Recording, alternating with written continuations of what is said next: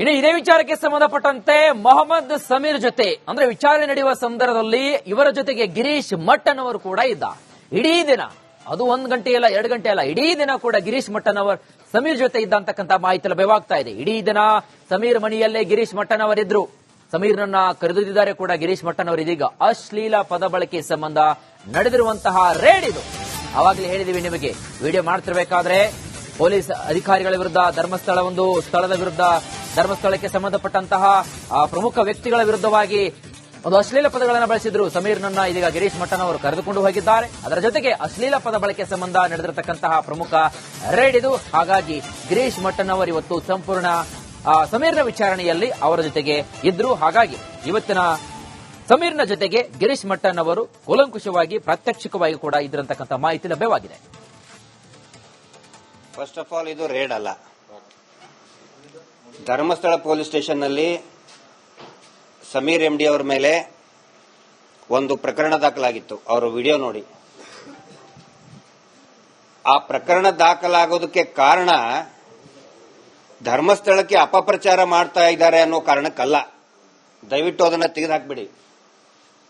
ಧರ್ಮಸ್ಥಳಕ್ಕೆ ಅಪಪ್ರಚಾರ ಆಗಿದೆ ಅಂತೇಳಿ ಸಮೀರ್ ಅವರ ಮೇಲೆ ಯಾವ ಕೇಸು ಆಗಿಲ್ಲ. ಅದರಲ್ಲಿ ಅವರು ಒಂದ್ ಕಡೆ ಹೇಳ್ತಾರೆ, ಬೆಳ್ತಂಗಡಿ ಪೊಲೀಸರು ಚಾಟುಗಳು, ದಣಿಗಳ ಚಾಟುಗಳು ಅಂತ ಒಂದು ಶಬ್ದ ಬರ್ತದೆ. ಅದನ್ನ ಪರ್ಸನಲ್ ಆಗಿ ತಗೊಂಡು ಸೋಮೋಟೋ ಕೇಸ್ ರಿಜಿಸ್ಟರ್ ಮಾಡಿ ಅವ್ರ ಮೇಲೆ ತನಿಖೆ ಮಾಡ್ತಾ ಇದ್ದಾರೆ. ಇವತ್ತು ತಾವು ಪ್ರಸಾರ ಮಾಡ್ತಿದ್ದಂಗೆ ಯಾವುದೇ ಸರ್ಚ್ ವಾರೆಂಟ್ ಆಗಿಲ್ಲ, ಸರ್ಚ್ ವಾರೆಂಟ್ ತಗೊಂಡು ಬಂದಿಲ್ಲ. ಒಂದು ಪ್ರಕರಣ ದಾಖಲಾದ ಮೇಲೆ ನೆಕ್ಸ್ಟ್ ಪ್ರೊಸೀಜರು ಸ್ಥಳ ಮಹಾಜರ್ ಮಾಡಬೇಕು. ಸ್ಥಳ ಮಹಾಜರ್ ಮಾಡೋದಕ್ಕೆ ಬಂದಿದ್ರು.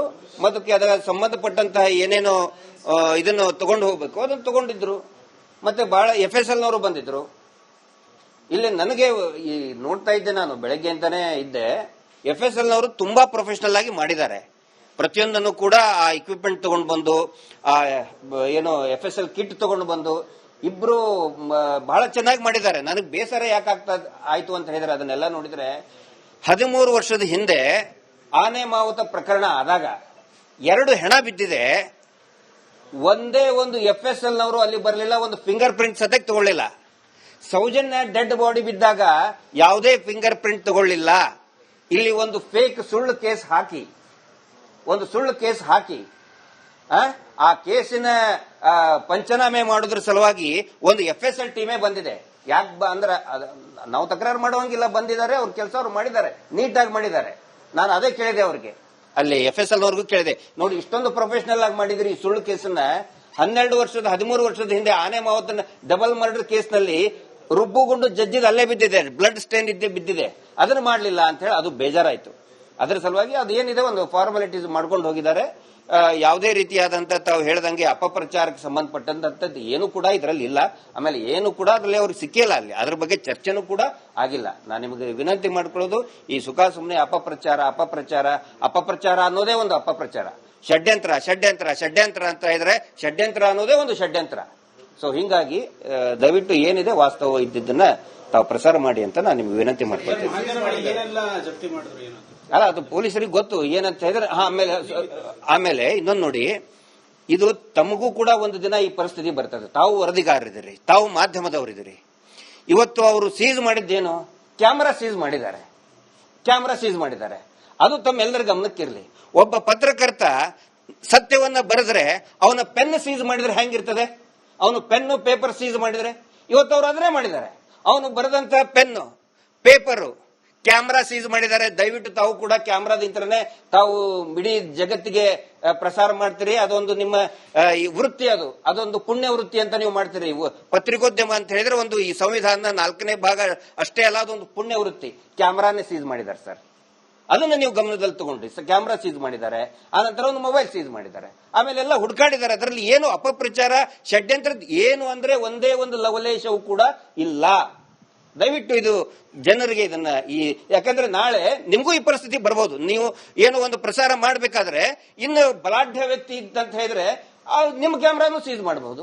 ಸೊ ಇದು ಇಡೀ ಈ ಪತ್ರಿಕೋದ್ಯಮಕ್ಕೆ ಮಾಡಿದಂತಹ ಅಪಮಾನ ಇದು. ಇವತ್ತೇನು ಈ ಸುಳ್ಳು ಕೇಸ್ ಹಾಕಿದ್ದಾರೆ MD ಸಮೀರ್ ಅವರ ಮೇಲೆ, ಇಡೀ ಪತ್ರಿಕೋದ್ಯಮದ ಮೇಲೆನೆ ಆದ ಸ್ಥಳ ಮಹಾಜರ್ ಮಾಡಬೇಕು.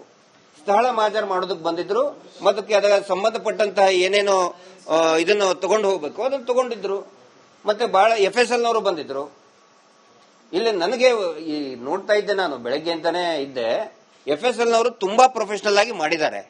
ಪ್ರತಿಯೊಂದನ್ನು ಕೂಡ ಆ ಇಕ್ವಿಪ್ಮೆಂಟ್ ತಗೊಂಡು ಬಂದು, ಆ ಏನು FSL ಕಿಟ್ ತಗೊಂಡು ಬಂದು ಇಬ್ರು ಬಹಳ ಚೆನ್ನಾಗಿ ಮಾಡಿದ್ದಾರೆ. ನನಗೆ ಬೇಸರ ಯಾಕಾಗ್ತಾ ಆಯ್ತು ಅಂತ ಹೇಳಿದ್ರೆ, ಅದನ್ನೆಲ್ಲ ನೋಡಿದ್ರೆ 13 ವರ್ಷದ ಹಿಂದೆ ಆನೆ ಮಾವುತ ಪ್ರಕರಣ ಆದಾಗ 2 ಹೆಣ ಬಿದ್ದಿದೆ.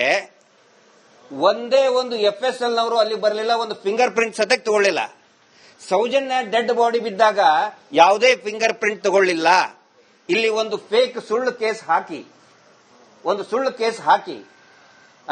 ಆ ಕೇಸಿನ ಪಂಚನಾಮೆ ಮಾಡೋದ್ರ ಸಲುವಾಗಿ ಒಂದು FSL ಟೀಮೇ ಬಂದಿದೆ. ಯಾಕೆ ಅಂದ್ರೆ ನಾವು ತಕರಾರು ಮಾಡುವಂಗಿಲ್ಲ, ಬಂದಿದ್ದಾರೆ, ಅವ್ರ ಕೆಲಸ ಅವ್ರು ಮಾಡಿದ್ದಾರೆ, ನೀಟಾಗಿ ಮಾಡಿದ್ದಾರೆ. ನಾನು ಅದೇ ಕೇಳಿದೆ ಅವ್ರಿಗೆ, ಅಲ್ಲಿ FSL ನವರಿಗೂ ಕೇಳಿದೆ, ನೋಡಿ ಇಷ್ಟೊಂದು ಪ್ರೊಫೆಷನಲ್ ಆಗಿ ಮಾಡಿದ್ರಿ ಈ ಸುಳ್ಳು ಕೇಸನ್ನ. 13 ವರ್ಷದ ಹಿಂದೆ ಆನೆ ಮಾವತನ ಡಬಲ್ ಮರ್ಡರ್ ಕೇಸ್ನಲ್ಲಿ ರುಬ್ಬುಗುಂಡು ಜಜ್ಜಿದ ಅಲ್ಲೇ ಬಿದ್ದಿದೆ, ಬ್ಲಡ್ ಸ್ಟೇನ್ ಇದ್ದೇ ಬಿದ್ದಿದೆ, ಅದನ್ನು ಮಾಡಲಿಲ್ಲ ಅಂತ ಹೇಳಿ ಅದು ಬೇಜಾರಾಯ್ತು. ಅದರ ಸಲುವಾಗಿ ಅದೇನಿದೆ ಒಂದು ಫಾರ್ಮಾಲಿಟೀಸ್ ಮಾಡ್ಕೊಂಡು ಹೋಗಿದ್ದಾರೆ. ಯಾವುದೇ ರೀತಿಯಾದಂತಹ ತಾವು ಹೇಳ್ದಂಗೆ ಅಪಪ್ರಚಾರಕ್ಕೆ ಸಂಬಂಧಪಟ್ಟಂತದ್ದು ಏನು ಕೂಡ ಇದರಲ್ಲಿ ಇಲ್ಲ. ಆಮೇಲೆ ಏನು ಕೂಡ ಅದರಲ್ಲಿ ಅವ್ರಿಗೆ ಸಿಕ್ಕಿಲ್ಲ, ಅಲ್ಲಿ ಅದ್ರ ಬಗ್ಗೆ ಚರ್ಚೆನೂ ಕೂಡ ಆಗಿಲ್ಲ. ನಾನು ನಿಮಗೆ ವಿನಂತಿ ಮಾಡ್ಕೊಳ್ಳೋದು, ಈ ಸುಖ ಸುಮ್ಮನೆ ಅಪಪ್ರಚಾರ ಅನ್ನೋದೇ ಒಂದು ಅಪಪ್ರಚಾರ, ಷಡ್ಯಂತ್ರ ಅಂತ ಇದ್ರೆ ಷಡ್ಯಂತ್ರ ಅನ್ನೋದೇ ಒಂದು ಷಡ್ಯಂತ್ರ. ಸೊ ಹಿಂಗಾಗಿ ದಯವಿಟ್ಟು ಏನಿದೆ ವಾಸ್ತವ ಇದ್ದಿದ್ದನ್ನ ತಾವು ಪ್ರಸಾರ ಮಾಡಿ ಅಂತ ನಾನು ನಿಮ್ಗೆ ವಿನಂತಿ ಮಾಡ್ಕೊಳ್ತೀನಿ. ಅಲ್ಲ, ಅದು ಪೊಲೀಸರಿಗೆ ಗೊತ್ತು ಏನಂತ ಹೇಳಿದ್ರೆ. ಆಮೇಲೆ ಇನ್ನೊಂದು ನೋಡಿ, ಇದು ತಮಗೂ ಕೂಡ ಒಂದು ದಿನ ಈ ಪರಿಸ್ಥಿತಿ ಬರ್ತದೆ. ತಾವು ವರದಿಗಾರರಿದ್ದೀರಿ, ತಾವು ಮಾಧ್ಯಮದವರಿದ್ದೀರಿ. ಇವತ್ತು ಅವರು ಸೀಸ್ ಮಾಡಿದ್ದೇನು? ಕ್ಯಾಮರಾ ಸೀಸ್ ಮಾಡಿದ್ದಾರೆ. ಅದು ತಮ್ಮೆಲ್ಲರ ಗಮನಕ್ಕಿರಲಿ. ಒಬ್ಬ ಪತ್ರಕರ್ತ ಸತ್ಯವನ್ನ ಬರೆದ್ರೆ ಅವನ ಪೆನ್ ಸೀಸ್ ಮಾಡಿದ್ರೆ ಹೆಂಗಿರ್ತದೆ? ಅವನು ಪೆನ್ನು ಪೇಪರ್ ಸೀಸ್ ಮಾಡಿದ್ರೆ, ಇವತ್ತು ಅವರು ಅದನ್ನೇ ಮಾಡಿದ್ದಾರೆ. ಅವನು ಬರೆದಂತಹ ಪೆನ್ನು ಪೇಪರು ಕ್ಯಾಮ್ರಾ ಸೀಸ್ ಮಾಡಿದ್ದಾರೆ. ದಯವಿಟ್ಟು ತಾವು ಕೂಡ ಕ್ಯಾಮ್ರಾದಿಂದನೇ ತಾವು ಇಡೀ ಜಗತ್ತಿಗೆ ಪ್ರಸಾರ ಮಾಡ್ತೀರಿ. ಅದೊಂದು ನಿಮ್ಮ ವೃತ್ತಿ, ಅದೊಂದು ಪುಣ್ಯ ವೃತ್ತಿ ಅಂತ ನೀವು ಮಾಡ್ತೀರಿ. ಪತ್ರಿಕೋದ್ಯಮ ಅಂತ ಹೇಳಿದ್ರೆ ಒಂದು ಈ ಸಂವಿಧಾನದ 4ನೇ ಭಾಗ ಅಷ್ಟೇ ಅಲ್ಲ, ಅದೊಂದು ಪುಣ್ಯ ವೃತ್ತಿ. ಕ್ಯಾಮ್ರಾನೇ ಸೀಸ್ ಮಾಡಿದ್ದಾರೆ ಸರ್, ಅದನ್ನ ನೀವು ಗಮನದಲ್ಲಿ ತಗೊಂಡ್ರಿ. ಕ್ಯಾಮ್ರಾ ಸೀಸ್ ಮಾಡಿದ್ದಾರೆ, ಆನಂತರ ಒಂದು ಮೊಬೈಲ್ ಸೀಸ್ ಮಾಡಿದ್ದಾರೆ, ಆಮೇಲೆ ಎಲ್ಲ ಹುಡುಕಾಡಿದ್ದಾರೆ. ಅದರಲ್ಲಿ ಏನು ಅಪಪ್ರಚಾರ ಷಡ್ಯಂತ್ರ ಏನು ಅಂದ್ರೆ ಒಂದೇ ಒಂದು ಲವಲೇಶವು ಕೂಡ ಇಲ್ಲ. ದಯವಿಟ್ಟು ಇದು ಜನರಿಗೆ ಇದನ್ನ ಯಾಕಂದ್ರೆ ನಾಳೆ ನಿಮಗೂ ಈ ಪರಿಸ್ಥಿತಿ ಬರ್ಬೋದು. ನೀವು ಏನೋ ಒಂದು ಪ್ರಸಾರ ಮಾಡಬೇಕಾದ್ರೆ ಇನ್ನು ಬಲಾಢ್ಯ ವ್ಯಕ್ತಿ ಇದ್ದಂತ ಹೇಳಿದ್ರೆ ನಿಮ್ಮ ಕ್ಯಾಮ್ರಾನು ಸೀಸ್ ಮಾಡಬಹುದು. ಸೊ ಇದು ಇಡೀ ಈ ಪತ್ರಿಕೋದ್ಯಮಕ್ಕೆ ಮಾಡಿದಂತಹ ಅಪಮಾನ ಇದು. ಇವತ್ತೇನು ಈ ಸುಳ್ಳು ಕೇಸ್ ಹಾಕಿದ್ದಾರೆ MD ಸಮೀರ್ ಅವರ ಮೇಲೆ, ಇಡೀ ಪತ್ರಿಕೋದ್ಯಮದ ಮೇಲೆನೆ ಆದ